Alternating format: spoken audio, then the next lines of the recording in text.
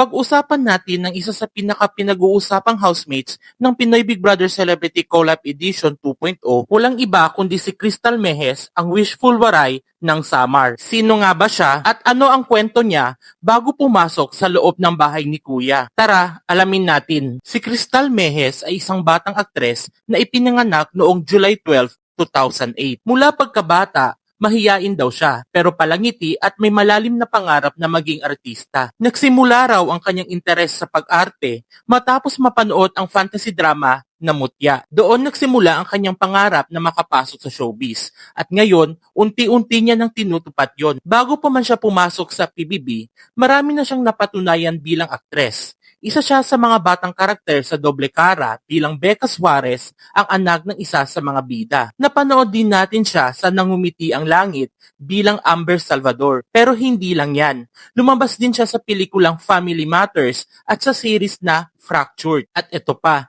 isa siya sa mga pinakabatang Best Actress awardees sa Paris Film Awards 2023 para sa short film na Matapang. Isipin mo, mula sa Samar, napunta sa Paris ang pangalan niya. Isang patunay na kahit bata ka pa, pwede kang gumawa ng malaking impact. Recently, lumabas din si Crystal sa TV series na What Lies Beneath, kung saan ginampanan niya ang role na younger Erica.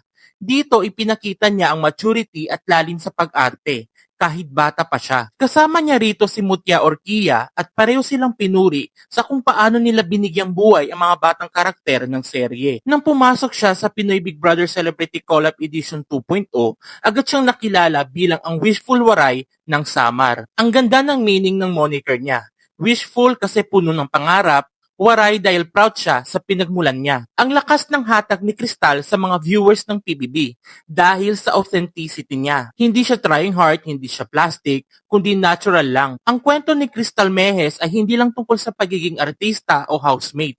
Ito ay kwento ng isang batang waray na nangangarap at patuloy na pinapatunayan na kahit taga-probinsya ka, pwede kang maging inspirasyon sa buong bansa. Sa edad niya, nagawa niyang pagsabayin ang pag-arte, pag-aaral at ang pressure ng fame. At ngayon, ginagamit niya ang PBB bilang pagkakataon para ipakilala ang tunay na siya. Kung isa ka sa mga manonood ng PBB, subaybayan natin ang kwento ni Crystal Mejes. Mula sa batang waray na nangangarap, hanggang sa pagiging internationally recognized actress at ngayon, isang inspirasyon sa loob ng bahay ni Kuya. Kayo guys, isa ba siya sa mga paborito niyong housemates sa edisyon ng PBB ngayon?